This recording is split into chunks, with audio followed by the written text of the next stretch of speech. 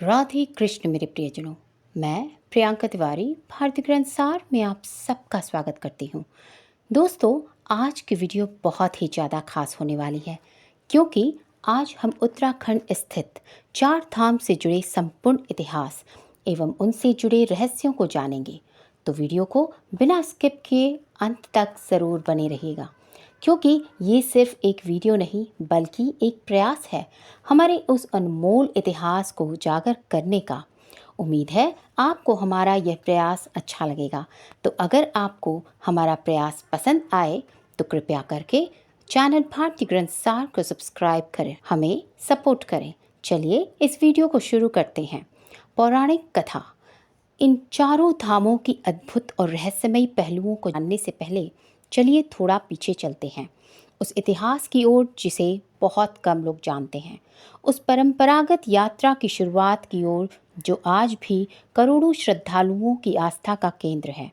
हिमालय की गोद में बसे चार तीर्थ बद्रीनाथ, केदारनाथ, गंगोत्री और यमुनोत्री के बारे में कहा जाता है कि ये न केवल भौगोलिक रूप से कठिन स्थलों पर स्थित हैं, बल्कि आध्यात्मिक रूप से भी सबसे ऊंचे स्थानों पर भी विराजमान है। इसमें बद्रीनाथ को विशेष महत्व प्राप्त है। यह वही स्थान है जहां मान्यता है कि पृथ्वी और स्वर्ग एक दूसरे से मिलते हैं। 20वीं शताब्दी के मध्य में इन धामों को छोटा चार धाम कहा गया, लेकिन इनका आध्यात्मिक महत्व कभी छोटा नहीं रहा। ये चारों धाम आज भी एक विराट तपस्या, निष्ठा और आत्मिक शुद्धता की यात्रा का प्रतीक है। यहाँ तक पहुँचने के लिए श्रद्धालुओं को समुद्र तल से 4000 मीटर से अधिक की ऊंचाई तक चढ़ाई करनी पड़ती है।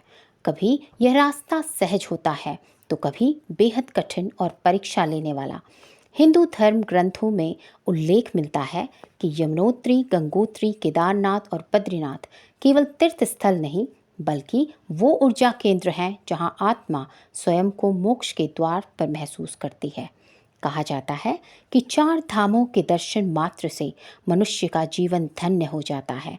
यहाँ तक कि पिछले जन्मों के पाप भी यहीं धुल जाते हैं और आत्मा जन्म मरण के चक्र से मुक्ति पा जाती है।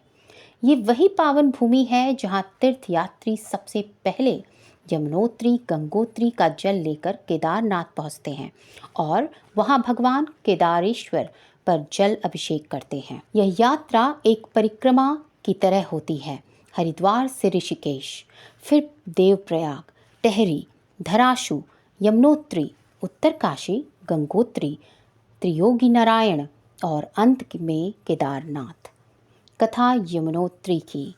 बर्फ से ढकी हिमालय की चोटियों में जहाँ आकाश जमीन से बातें करता है और हर पत्थर, हर पेड़, हर लहर शांति की भाषा बोलती है, वहीं जन्म लेती है एक ऐसी चेतना जो सिर्फ जलधारा नहीं बल्कि एक देवी है। उनका नाम है यमुना, एक ऐसी दिव्यता जो न केवल प्रकृति में बहती है बल्कि मानव आत्मा की गहराइयों में भी गूंजती है। उनका जन्म कोई सामान्य घटना नहीं था बल्कि एक ब्रह्मांडीय संतुलन की शुरुआत थी। इस दिव्य गाथा की शुरुआत होती है सूर्यदेव से।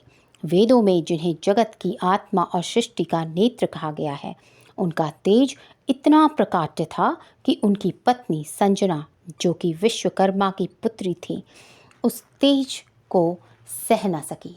अपनी असमर्थता को देखते हुए संजना ने अपनी ही छाया देवी को सूर्य के पास छोड़ दिया और स्वयं तपस्या हेतु हिमालय की ओर प्रस्थान कर गई। सूर्य को इस बात का ज्ञान नहीं था कि वह संजना नहीं बल्कि उसकी छाया के साथ रह रहे हैं। यहीं से जन्म होता है छाया और सूर्य के संयोग से यमराज, शनिदेव और यमुना का जन्म। यमुना का जन्म शीतलता और करुणा की शक्ति के रूप में हुआ था।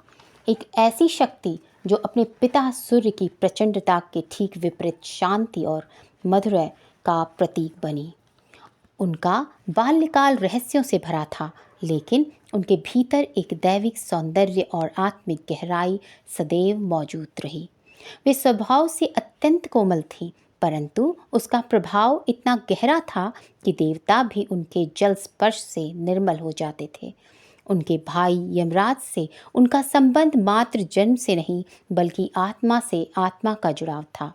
एक दिन यमुना ने यम से वचन मांगा कि उनका यह संबंध सदा बना रहे। यमराज ने वचन दिया कि जब तक बहनें अपने भाइयों के कल्याण के लिए व्रत रखेंगी तब तक वे अमर रहेंगे। भाई दूज या यम तृतीया की यही पौराणिक जड़ है, एक ऐसी परंपरा जो प्रेम, आस्था और आत्मिक बंधन का प्रतीक बन गई। पर यमुना की कहानी यही नहीं थमती। जब देवी यमुना ने अपने आप को एक जलधारा के रूप में प्रकट करने का निर्णय लिया, तब वो केवल एक नदी नहीं बनी, वे एक मार्गदर्शक बनी। जीवन के पापों को धोने वाली शक्ति, हृदय को निर्मल करने वाली चेतना। उनके इस निर्णय की गूंज हमें पद्म पुराण की उस कथा में सुनाई देती है जहाँ दो पापी भाइयों ने इसे एक केवल यमुना में स्नान करने के कारण स्वर्ग का अधिकारी बन सका। रामायण के अनुसार जब हनुमान जी लंका दहन के पश्चात लौटे तो उनकी पूंछ जल रही थी। वे हिमालय पहुंचे और यमुनोत्री के पवित्र जल में अपनी पूंछ डुबोई, जिससे उसकी अग्नि शांत हुई। यह वही स्थान है जिसे आज हम बंदर पूंछ कहते हैं। द्वापर युग में जब भगवान श्री कृष्ण का जन्म हुआ तो उनका संबंध यमुना से पुनः गहराया। जब वासुदेव नवजात कृष्ण को टोकरी में रखकर मथुरा से गोकुल ले जा रहे थे तो यमुना की लहरें अचानक उफान मारने लगी, मानो वे श्री कृष्ण के स्पर्श को चाह रही हों। जैसे ही कृष्ण ने यमुना को स्पर्श किया वो शांत हो गई। एक दिव्य आत्माओं का मिलन घटित हुआ। आगे चलकर कालिंदी रूप में यमुना ने श्री कृष्ण से विवाह किया और उनकी अष्टमें महेशियों में स्थान पाया। वो यह विवाह प्रेम और भक्ति का चरम था, जिसे समय भी भूला नहीं सकता। यमुना का सबसे पवित्र और आध्यात्मिक रूप आज भी यमुनोत्री में देखा जाता है। वहाँ स्थित सप्तऋषि कुंड से उनकी धारा निकलती है, जो अग्निकुंड की गर्माहट और हिम के शीतल स्पर्श का अद्भुत संगम है। यही वह स्थान है जहाँ ऋषि असीत मुनि ने वर्षों तक तप किया। जब वे वृद्धावस्था में गंगा स्नान नहीं कर पाए तो गंगा स्वयं एक छोटी जलधारा बनकर यमुनोत्री पहुंची। यह देवी यमुना की तपस्या और ऋषि प्रेम का प्रमाण है। शास्त्रों और पुराणों में यमुना को कालिंदी और सुरेश्वा जैसे नामों से जाना जाता है। एक कथा के अनुसार जब देवताओं ने जल की एक दिव्य शक्ति मांगी तो ब्रह्मा ने यमुनोत्री की धारा को पृथ्वी पर भेजा ताकि संसार को शुद्धता, करुणा और मोक्ष का मार्ग मिले। यही यमुना है जिनके स्पर्श मात्र से पाप नष्ट हो जाते हैं और आत्मा को शांति मिलती है। आज भी यमुनोत्री की कठिन यात्रा एक आध्यात्मिक परीक्षा है, लेकिन जो भी वहाँ पहुँचता है वह यह महसूस करता है कि उसके सिर्फ एक तीर्थ नहीं बल्कि एक जीवित देवी से भेंट की है। यमुना बहती है न केवल जल में बल्कि हर उस दिल में जो प्रेम, श्रद्धा और मुक्ति की ओर बह रहा हो। वे केवल नदी नहीं है बल्कि एक कलातीत चेतना है, देवत्व की वह लहर जो युगों से बह रही है और आगे भी बहती रहेगी। अच्छा, वीडियो में आगे बढ़ने से पहले मैं आपसे एक छोटी सी विनती करना चाहूँगी। अगर आप हमारे चैनल पर नए हैं और आपने अभी तक हमारे चैनल को सब्सक्राइब नहीं किया है तो कृपया हमारे चैनल को सब्सक्राइब ज़रूर करें। आपका ये छोटा सा समर्थन हमें न केवल प्रोत्साहित करता है बल्कि हमें और भी गहराई से भरे और शोध आधारित वीडियो लाने के लिए प्रेरणा देता है। आपके एक क्लिक से हमारा हौसला कई गुना बढ़ जाता है। तो आइए अब चलते हैं उस पवित्र स्थान की ओर जिसे केवल एक तीर्थ नहीं बल्कि माँ गंगा के दिव्य अवतरण की सच्ची गाथा कहा जाता है, गंगोत्री।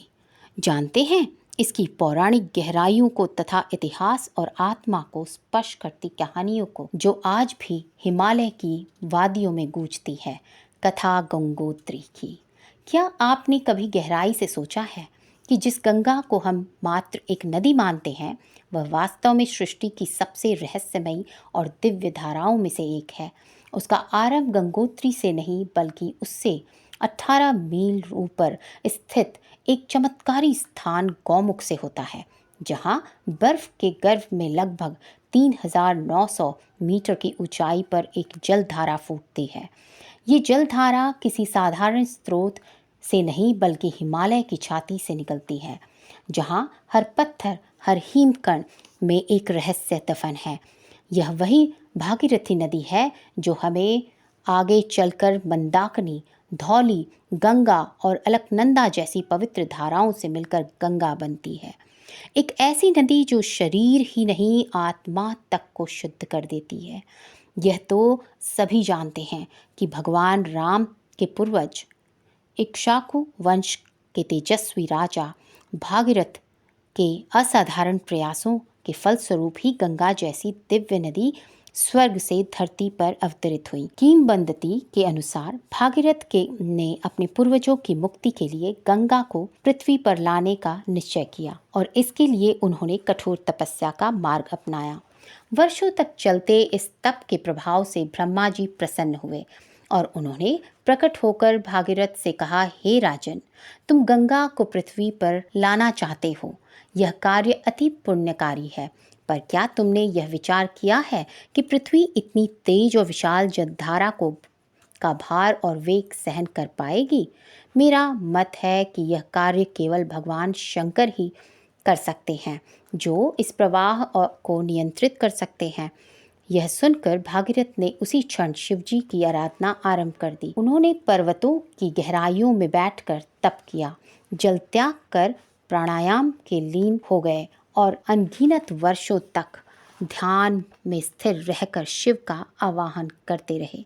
आखिरकार शिवजी उनकी भक्ति से प्रसन्न होकर प्रकट हुए और वचन दिया कि वे गंगा के वेग को अपनी जटाओं में समाहित कर उसे पृथ्वी पर धीरे धीरे प्रवाहित करेंगे। जब ब्रह्मा जी ने गंगा को अपने कमंडल से मुक्त किया तो वह वेगवती धारा के रूप में तीव्र गति से धरती की ओर दौड़ी, परंतु तुरंत शिवजी ने उसे अपनी घनी सर्पील जटाओं में समेट लिया और जटाएं बांध ली। गंगा वहीं शिव के मस्तक पर प्रवास करने लगी और जब भागीरथ ने पुनः शिव की आराधना की तब उन्होंने गंगा को धीरे धीरे अपने जटाओं से पृथ्वी पर छोड़ दिया। यही कारण है कि गंगा को शंकर जटाजुट विहारिणी भी कहा जाता है। गंगा का यह दिव्य अवतरण न केवल भागीरथ की तपस्या का परिणाम था, बल्कि शिव के करुणा और ब्रह्मा के आशीर्वाद का समन्वय भी था। इसलिए गंगा को तीनों लोकों की संगठित चेतना का प्रवाह कहा गया है। माँ गंगा से जुड़ी दूसरी कथा। वहीं एक अन्य कथा के अनुसार गंगा भगवान विष्णु के चरणों से प्रकट हुई थी। जब ब्रह्मा ने वामन रूपधारी विष्णु के चरणों को आदरपूर्वक धोकर वह पवित्र जल अपने कमंडल में एकत्र किया, अंततः गंगा को विष्णुपदी कहा जाता है। वह जो विष्णु के चरणों में उत्पन्न हुई। भगवान शिव ने गंगा को अपने मस्तक पर धारण किया, जो इस बात का प्रतीक है कि उन्होंने न केवल इस पवित्र धारा को नियंत्रित किया, बल्कि उसे एक सम्मानीय स्थान प्रदान किया। गंगा के पिता हिमवान हैं, अंततः वे पार्वती की बहन मानी जाती हैं। इस प्रकार गंगा और पार्वती दोनों एक ही दिव्य कुल से हैं। एक सखी एक शक्ति। स्कंद पुराण में एक और रोचक प्रसंग मिलता है, जिसके अनुसार देवी गंगा को कार्तिकेय की सौतेली माँ माना जाता है, क्योंकि कार्तिकेय भगवान शंकर और माता पार्वती के पुत्र हैं और गंगा उनके पालन पोषण में भी शामिल थी। साथ ही यह भी कहा गया कि जब पार्वती ने अपने शरीर उपटन से गणेश की मूर्ति बनाई तो वह निर्जीव थी, परंतु जब उस मूर्ति को गंगा जल में डुबोया गया तब उसमें प्राण आ गए और गणेश जीवित हो गए। इसी कारण गणेश को द्विमात्र यानी दो माताओं वाला कहा जाता है। पार्वती और गंगा, गंगा के मातृत्व भूमि का उन्हें गंगेय, गंगा के पुत्र की दर्जा भी दिलाती है। इस प्रकार गंगा की कथा किसी एक घटना या किसी एक चरित्र नहीं, बल्कि पूरे त्रिदेवों की चेतना, शिव की शरण, विष्णु की कृपा, ब्रह्मा की रचना और भागीरथ की भक्ति का अद्वितीय समन्वय है, जो इस नदी को केवल भौतिक जलधारा ही नहीं बल्कि ब्रह्मांडीय चेतना की अविरल धारा बनाती है। पुराणों में उनके उद्गम को लेकर अनेक विविध कथाएं मिलती हैं और इन सभी कथाओं को एक साथ जोड़ने पर उनके दिव्य स्वरूप और बहुआयामी तस्वीर उभर कर सामने आती है। एक प्रसिद्ध कथा के अनुसार गंगा देवी के पिता पर्वतराज हिमालय हैं, जो देवी पार्वती के पिता भी माने जाते हैं। राजा दक्ष की पुत्री माता सती जब योगा अग्नि में विलीन हो गई तो उन्होंने हिमालय के घर पुनः जन्म लेकर पार्वती का रूप धारण किया। इसी प्रकार गंगा देवी ने भी अपने एक जीवन के बाद ऋषि जहनु के यहाँ जन्म लिया, इसलिए वे जहनु वंशु कहलाई। इस घटना से जुड़ी एक और कथा बताती है कि एक बार गंगा अपने वेग में ऋषि जनु का यज्ञ मंडप बह गया, जिससे क्रोधित होकर उन्होंने गंगा को पी लिया। बाद में देवताओं के अनुरोध पर ऋषि ने गंगा को अपने कानों से बाहर निकाला और तभी से वे उनको दंतक पिता माने जाते हैं। इस कथा में गंगा के पुनः जन्म और उनकी स्वीकारोक्ति एक देवी के रूप में बताई जाती है। वहीं दूसरी ओर ब्रह्मा से जुड़ी कथा उनकी दिव्यता को और भी अधिक गहराई देती है।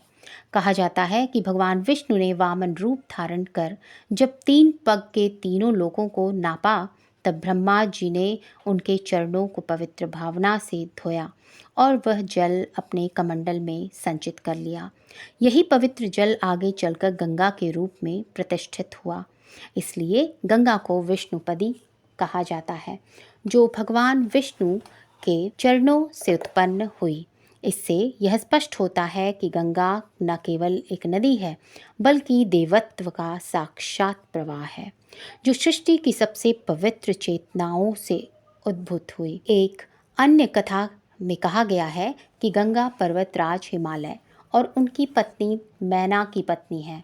इस गुण से वे देवी पार्वती की सगी बहन मानी जाती हैं। पार्वती जो शिव की अर्धांगिनी है और गंगा जो शिव की जटाओं में सम्माहित हुई, दोनों का संबंध केवल पारिवारिक ही नहीं बल्कि सृष्टि की 2 महाशक्तियों के रूप में भी देखा जाता है। इस पारिवारिक संबंध से गंगा के स्वरूप के में करुणा, बहनत्व और दिव्यता के भाव और भी प्रबल हो जाते हैं। कुछ स्थानों पर यह भी कहा गया है कि गंगा ब्रह्मा के कुल की सदस्य हैं और इसी कारण उन्हें ब्रह्मांडीय शक्ति का कारक भी माना जाता है। इस कथा में गंगा की उत्पत्ति को सृष्टि के आरंभ से जोड़ा गया है, जहाँ वे जीवन का पहला प्रवाह ने बनी ब्रह्मा, विष्णु और महेश तीनों को चेतना और आशीर्वाद से उत्पन्न गंगा एकमात्र ऐसी नदी है जो तीनों देवताओं की शक्ति को अपने भीतर समेटे हुए हैं। इन सभी कथाओं को एक साथ देखने पर स्पष्ट होता है कि गंगा का जन्म किसी एक समय या एक घटना का परिणाम नहीं, बल्कि ब्रह्मांड की विभिन्न चेतनाओं का समागम है। वे एक साथ ब्रह्मा की पवित्रता, विष्णु की कृपा, शिव की सहनशीलता और पृथ्वी की धैर्यशीलता का प्रतीक है। यही कारण है कि गंगा केवल जलधारा नहीं, वे चेतना की धारा है जो सृष्टि के आरंभ से अब तक हर युग में मानवता को दिशा, शुद्धता और मुक्ति प्रदान करती हैं। गंगोत्री में स्थित प्राचीन मंदिर उसी पावन क्षण का स्मारक है जहाँ गंगा ने पहली बार पृथ्वी को छुआ। वहाँ बहती ठंडी धाराएं, गूंजती आरती की ध्वनि और हिमालय की निर्वता, ये सब मिलकर एक ऐसी अनुभूति देते हैं जो शब्दों से परे है। यह केवल तीर्थ यात्रा नहीं, यह आत्मा की उस यात्रा की शुरुआत है जहाँ इंसान स्वयं को खोजने निकलता है। गंगा का जल केवल शरीर को नहीं, स्मृति को, विचार को, कर्म को, सबको धो डालता है। गंगा केवल एक नदी नहीं है, वह समय से परे एक चेतना है। वह ब्रह्मा की कामना, भागीरथ की तपस्या, शिव की शक्ति और धरती की सहनशीलता का संगम है। जब आप उसके जल को अपने मस्तक पर लगाते हैं, आप केवल ठंडक नहीं, उस दिव्यता का स्पर्श महसूस करते हैं जो युगों से प्रवाहित हो रही है, कभी आक्रोश में, कभी करुणा में, पर हर बार जीवन देने के लिए। यह गंगा की कहानी है, जलधारा की नहीं बल्कि जीवन के गहरे रहस्य की। कथा केदारनाथ की।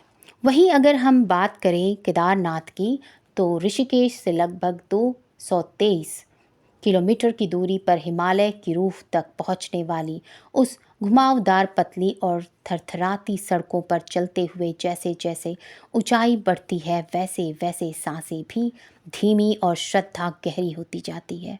समुद्र तल से 3,583 मीटर की ऊंचाई पर बर्फ से ढकी चोटियों और बादलों के झुरमुटों के बीच एक ऐसी पत्थर की प्राचीन इमारत प्रकट होती है जो समय के हर थपेड़े को मौन रहकर झेलती आई है। यही है केदारनाथ धाम। ये केवल कोई मंदिर नहीं बल्कि एक दिव्य सत्ता का स्तंभ है जो गंगा की पवित्र सहायक नदी मंदाकिनी नदी के शांत किनारे पर एक अनगिनत युगों की कहानी अपने भीतर समेटे खड़ा है। इसकी दीवारों पर जमे हिमकर्णों में इतिहास की सांसें गूंजती हैं और इसकी छाया में अनगिनत भक्तों की आत्मा को मोक्ष का मार्ग मिलता है। केदारनाथ यह नाम स्वयं में एक मंत्र है। संस्कृत में केदार का अर्थ है क्षेत्र और नाथ का अर्थ है ईश्वर अर्थात क्षेत्र का स्वामी। यह केवल भौगोलिक व्याख्या नहीं बल्कि आध्यात्मिक अर्थों में संपूर्ण चेतना के स्वामी शिव का स्वरूप है। काशी केदार महात्म्य ग्रंथ ये कहता है कि यहाँ मुक्ति की फसल आती है और सचमुच यहाँ की हर बर्फीली हवा, हर मंदाकिनी की लहर, हर पत्थर की दरार से मुक्ति का मंत्र जपता है। इस देवालय की स्थापत्य किसी ज्ञात कालखंड में भले ही न अंकित हो पाया हो, पर इसकी आत्मा अनादि अजर और अमर शिव के उस रूप की गवाही देती है जो काल से परे है।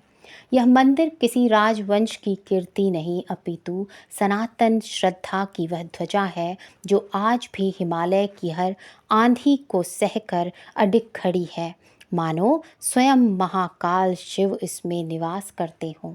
इस स्थान से जुड़े दो कथाएं काफ़ी प्रचलित हैं, जिसमें पहली कथा महाभारत के बाद की है, जब पांडवों का मन विषाद और आत्मग्लानि से भर चुका था।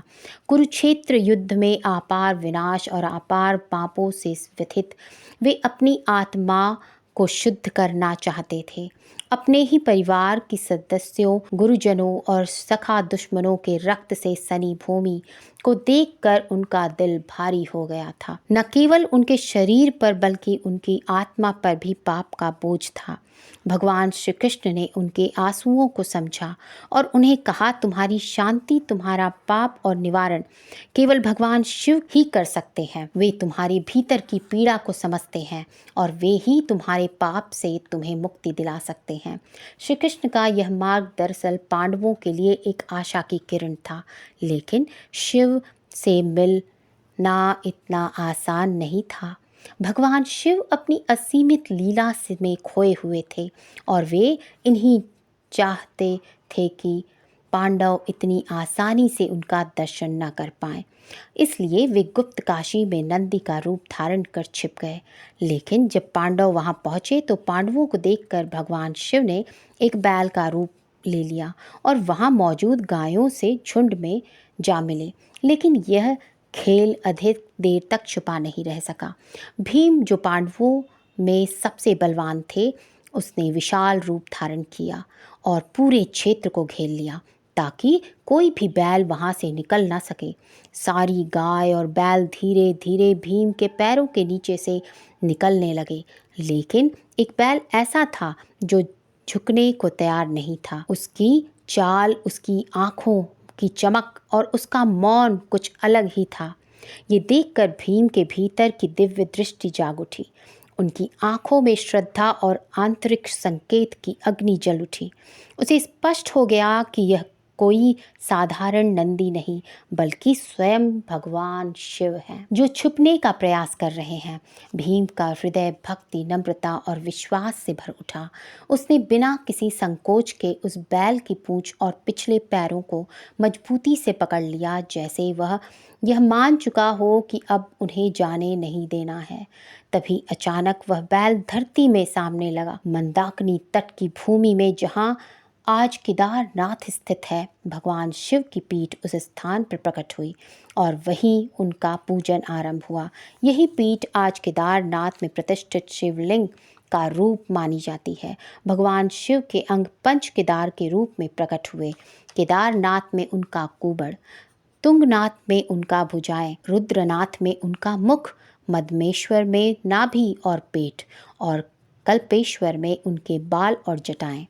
ये अद्भुत दृश्य उन पांडवों के दिलों में भक्ति भाव का महासागर ले आया और पांचों पांडव शिव भगवान की उपासना में लीन हो गए। उन्होंने इन 5 पवित्र स्थानों पर भगवान शिव की उपासना में विलीन हो गए और ये आराधना उनके मोक्ष की ओर पहला कदम बनी। जैसे ही पांडवों ने इन पवित्र स्थलों पर ध्यान और पूजा की, उन्हें एक आंतरिक शांति मिली और उनका पाप धीरे धीरे समाप्त हो गया। इस यात्रा का अंतिम पड़ाव स्वर्ग की ओर यात्रा की। यह यात्रा न केवल उनकी भक्ति का अंतिम प्रमाण थी, बल्कि आत्मशुद्धि और मोक्ष की ओर उनका मार्ग भी था। केदारनाथ से जुड़ी दूसरी कथा। यह कहानी उस समय की है जब संसार में भगवान विष्णु के अवतार नर नारायण ने गहरी तपस्या और भक्ति की। बद्रीवन, जहाँ अब बद्रीनाथ स्थित है, वहाँ नर और नारायण ने पर्वतों और जंगलों की कठिनाइयों के बावजूद एक पार्थिव शिवलिंग स्थापित किया और भगवान शिव की नियमित पूजा अर्चना की। उनका यह तप अडिग था। एक तरह से उनका समर्पण और भक्ति भगवान शिव के प्रति अतुलनीय थी। नर नारायण की कठिन तपस्या से भगवान शिव इतने प्रसन्न हुए कि उन्होंने उनका आवाहन किया। शिव जी ने अपने भक्तों को दर्शन देने का निश्चय किया और नर नारायण से वरदान मांगने को कहा। नर नारायण ने शिव जी से विनम्रता से एक ही वरदान की मांग की, हे महादेव, आप हमेशा यहीं निवास करें ताकि हर भक्त को आपकी कृपा प्राप्त हो और आपके दर्शन कर सके। शिव जी ने उनके अनमोल दिव्य निवेदन को स्वीकार किया और कहा, अब से मैं इस क्षेत्र में सदैव वास करूंगा और यह क्षेत्र केदार क्षेत्र के नाम से प्रसिद्ध होगा। इसके बाद से भगवान शिव के इस वचन के अनुसार केदारनाथ क्षेत्र में उनका स्थायी निवास हुआ। इस वरदान के न केवल नर नारायण की भक्ति पूरी हुई, बल्कि यह स्थल आने वाले समय में अनेकों भक्तों के लिए मोक्ष प्राप्ति का रास्ता बन गया।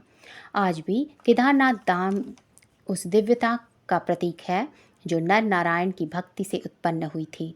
यह स्थान जो भगवान शिव के अवतार का प्रतीक बना, अब न केवल एक तीर्थ स्थल है, बल्कि उन भक्तों के लिए एक महान अनुभव भी है जो यहाँ आकर अपनी आस्था और भक्ति की शक्ति महसूस करते हैं। केदारनाथ का पहला शास्त्रीय संदर्भ स्कंद पुराण में मिलता है।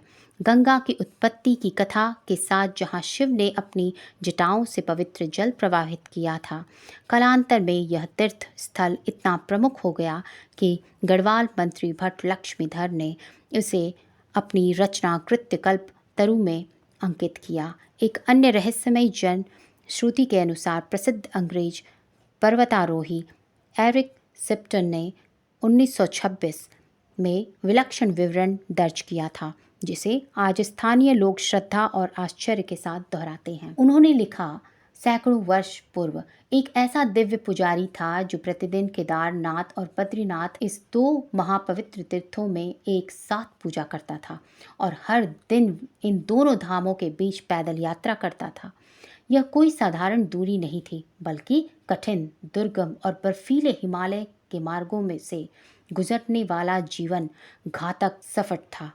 करीब 30 से 40 किलोमीटर की खड़ी चट्टानों घाटियों से भरा हुआ, लेकिन उस पुजारी की गति, श्रद्धा और तपस्या इतनी दिव्य थी कि मानो वो समय और स्थान की सीमाओं से परे चल रहा था। न तो पर्वत उसकी राह रोक सके, न ही हिमपात या जंगल। ऐसा कहा जाता है कि वह पुजारी स्वयं भगवान बद्रीनाथ और केदारनाथ की विशेष कृपा से अनुप्रमाणित था। उसकी उपस्थिति मानो ब्रह्मांडीय रहस्य की एक झलक थी, जैसे कोई योगी जो देवताओं के आदेश पर ही पृथ्वी पर आया हो। यह कथा आज भी स्थानीय लोक श्रुतियों में जीवित है और हिमालय की वादियों में एक अदृश्य आस्था की गूंज बनकर बहती है। अब वहीं अगर हम बात करें बद्रीनाथ के इतिहास की, तो इससे जुड़े भी वो प्रसिद्ध मान्यताएं सामने आती हैं। कथा बद्रीनाथ की। पौराणिक मान्यताओं के अनुसार इस स्थान का निर्माण स्वयं भगवान विष्णु ने किया था, लेकिन यह तथ्य बहुत कम लोग जानते हैं कि यह स्थान पहले भगवान शिव का निवास स्थान था। यह कथा एक अनोखी लीला से जुड़ी है, जिसमें भगवान विष्णु ने स्वयं बालक का रूप धारण कर एक अद्भुत योजना बनाई, जिससे वे इस पवित्र भूमि पर वास कर सके। कहा जाता है कि हजारों वर्ष पूर्व जब धरती पर देवताओं और ऋषियों का वास था, तब हिमालय की गोद में बसे इस दिव्य स्थान पर भगवान शिव और माता पार्वती अपने परिवार सहित निवास करते थे। उनकी उपस्थिति से यह भूमि और भी पवित्र हो गई थी। चारों ओर दिव्यता की छटा बिखरी हुई थी और यहाँ का वातावरण तपस्वियों के लिए एक अनुकूल स्थान था। परंतु भगवान विष्णु को इस स्थान की शुद्धता और आध्यात्मिक ऊर्जा इतनी प्रिय लगी कि उन्होंने इसे अपना ध्यान केंद्रित करने का स्थान बनाने का संकल्प ले लिया। भगवान विष्णु जानते थे कि यह स्थान सीधे मांगना उचित नहीं होगा, इसलिए उन्होंने एक लीला रची। उन्होंने एक छोटे बालक का रूप धारण किया और जोर जोर से रोने लगे। माता पार्वती जब बाहर आईं तो उन्होंने देखा कि हिमालय पर ठंडी हवाओं के बीच यह बालक रो रहा है। उसकी आंखों से आंसू बह रहे हैं और वह असहाय प्रतीत हो रहा है। माता का हृदय दया से भर गया और उन्होंने बालक को अपनी गोद में उठा लिया। लेकिन अचरज की बात यह थी कि बालक शांत होने का नाम ही नहीं ले रहा था। भगवान शिव ने माता पार्वती से कहा, यह बालक कोई साधारण नहीं है, इसे छोड़ दो, यह स्वयं शांत हो जाएगा। परंतु माता की ममता ने उन्हें ऐसा करने नहीं दिया।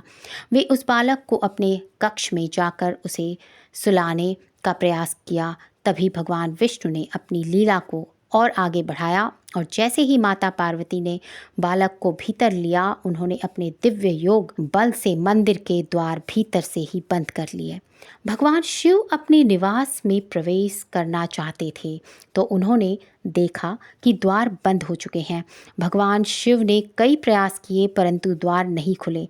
तभी भीतर से भगवान विष्णु ने अपने वास्तविक स्वरूप से में प्रकट होकर कहा, प्रभु, यह स्थान मुझे बहुत प्रिय लगने लगा है। मैं यहाँ रहकर तपस्या करना चाहता हूँ और अपने भक्तों को दर्शन देना चाहता हूँ। आप मेरी इस विनती को स्वीकार करें और कृपया केदारनाथ में वास करें।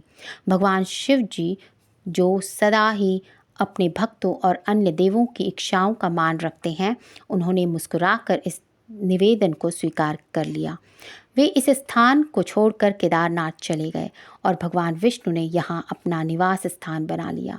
यही कारण है कि बद्रीनाथ और केदारनाथ दोनों धामों का अत्यधिक आध्यात्मिक महत्व है और तब से लेकर आज तक भगवान शिव आज भी केदारनाथ में स्थित हैं और भगवान विष्णु बद्रीनाथ में अपने भक्तों को दर्शन देते हैं। यही कारण है कि बद्रीनाथ धाम को इतने प्रतिष्ठित रूप से सबसे पवित्र स्थान के रूप में माना जाता है। लेकिन समय के साथ प्राकृतिक आपदाओं और विभिन्न आक्रमणों के कारण यह स्थल क्षतिग्रस्त हो गया। फिर 8वीं शताब्दी में आदि गुरु शंकराचार्य ने इस मंदिर का पुनः उद्धार किया।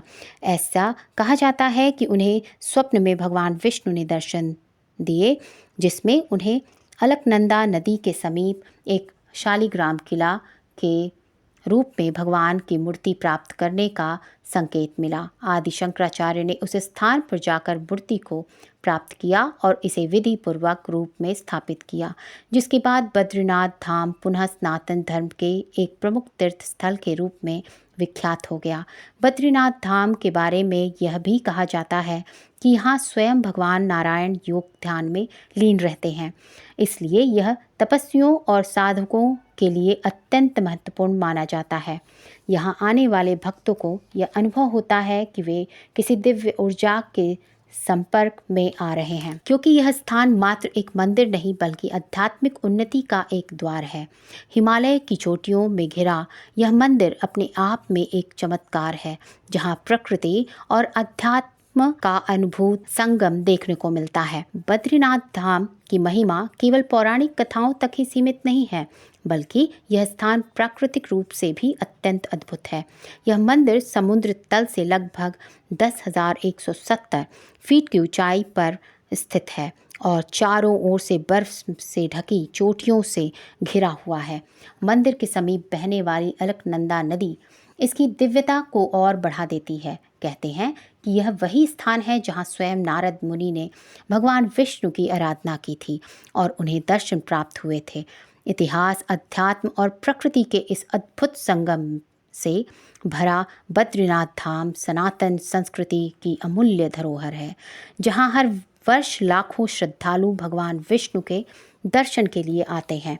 यह धाम केवल एक यात्रा स्थल नहीं, बल्कि आत्मिक शांति और ईश्वर की उपस्थिति का एक जीवंत अनुभव है। बद्रीनाथ से जुड़ी एक अन्य कथा। यह केवल तीर्थ स्थल है, यह एक तप की गाथा है, एक प्रेम की पराकाष्ठा है और एक नाम की उत्पत्ति का अलौकिक प्रमाण है। बहुत समय पहले की बात है, जब भगवान विष्णु इस पावन स्थल पर गहन ध्यान योग में लीन थे। उनका ध्यान इतना गहरा और स्थिर था कि उन्हें अपने शरीर के प्रति या वातावरण का कोई भान नहीं रहा। दिन, रात, ऋतुएं और मौसम सब उनके ध्यान में आगे लुप्त हो गए। उसी दौरान वहाँ अत्यधिक हिमपात होने लगा। बर्फ की इन मोटी परतों ने न केवल इस भूमि को ढक दिया, बल्कि स्वयं भगवान विष्णु और उनका तप स्थल भी हिम में दब गया। यह दृश्य देख माता लक्ष्मी अत्यंत व्याकुल हो उठी। उन्होंने देखा कि प्रेम, त्याग और कल्याण के प्रतीक विष्णु हिम के बीच नीचे दबते जा रहे हैं, परंतु उनके ध्यान में कोई बाधा नहीं। तभी देवी लक्ष्मी ने स्वयं को त्यागते हुए अपने पति की रक्षा के लिए एक बद्री वृक्ष का रूप धारण कर लिया। उन्होंने यह रूप इसलिए किया ताकि हिम वर्षा और धूप की मार भगवान विष्णु तक ना पहुँचे। अब वे इस वृक्ष के रूप में स्थिर और अडिग खड़ी रहीं। युगों तक बिना हिले, बिना थके वर्षों बीत गए। जब भगवान विष्णु का ध्यान पूर्ण हुआ, तब उन्होंने चारों ओर देखा और उन्होंने देखा कि उनकी रक्षा के लिए माता लक्ष्मी बर्फ से ढकी हुई हैं, उस बद्र वृक्ष के रूप में जिसने उन्हें वर्षों तक अपनी छांव में सुरक्षित रखा। इस भावपूर्ण दृश्य की देख भगवान विष्णु का हृदय प्रेम और कृतज्ञता से भर गया। उन्होंने माता लक्ष्मी से कहा, हे देवी, तुमने भी मेरी तरह ही कठिन तप किया है। जिस प्रकार मैं तपस्वी बना, उसी तरह तुमने प्रेम के तप में मुझे ढक कर रखा। इसलिए आज से इस धाम में पूजा केवल मेरे रूप में नहीं, बल्कि हम दोनों के समर्पण के रूप में की जाएगी। और क्योंकि तुमने मेरी रक्षा बद्री वृक्ष के रूप में की है, इसलिए इस स्थान को अब बद्रीनाथ कहा जाएगा, अर्थात बद्री का स्वामी। इससे यह स्थल बद्रीनाथ कहलाया, एक ऐसा स्थान जहाँ त्याग और तप दोनों एक साथ पूजे जाते हैं। इसलिए ये स्थान न केवल विष्णु स्थल के रूप में विख्यात है, बल्कि नर नारायण की तपस्या भूमि और आध्यात्मिक ऊर्जा के केंद्र के रूप में भी प्रतिष्ठित है। कालांतर में इस स्थल की पुनः स्थापना और सामाजिक स्वरूप देने का कार्य आदि गुरु शंकराचार्य ने किया। उन्होंने सनातन धर्म के पुनः जागरण हेतु भारत के चारों कोनों में चारों धामों की स्थापना की, जिनमें उत्तर भारत का बद्रीनाथ धाम विशेष महत्व रखता है। शंकराचार्य ने यहाँ न केवल भगवान बद्रीनाथ की प्रतिष्ठा की, बल्कि पूजा पद्धति, परंपराएं और आचार संहिता भी निर्धारित की। पूजा का दायित्व उन परिवारों को सौंपा गया जिन्हें उन्होंने स्वयं चयनित किया था। केरल के नवोदरी ब्राह्मण, ये नवोदरी तपस्वी जीवन का पालन करते हैं और मंदिर के रावल मुख्य पुजारी बनते हैं।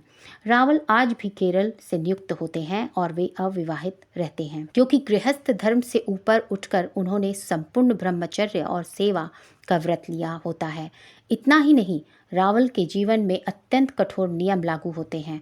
उनके लिए स्त्री स्पर्श वर्जित माना गया है, न केवल सामाजिक दृष्टि से, बल्कि यह भी माना जाता है कि भगवान की सेवा में रत व्यक्ति को आध्यात्मिक शुद्धता और निर्लेपता बनाए रखने के लिए यदि अनजाने में भी स्त्री स्पर्श हो जाए तो यह एक धार्मिक दोष माना जाता है और उन्हें तपस्वी जीवन से पीछे हटना पड़ सकता है।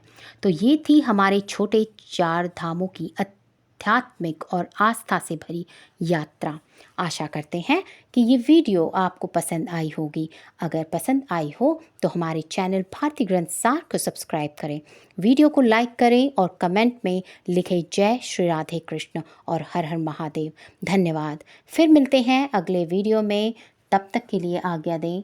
जय श्री राधे कृष्ण।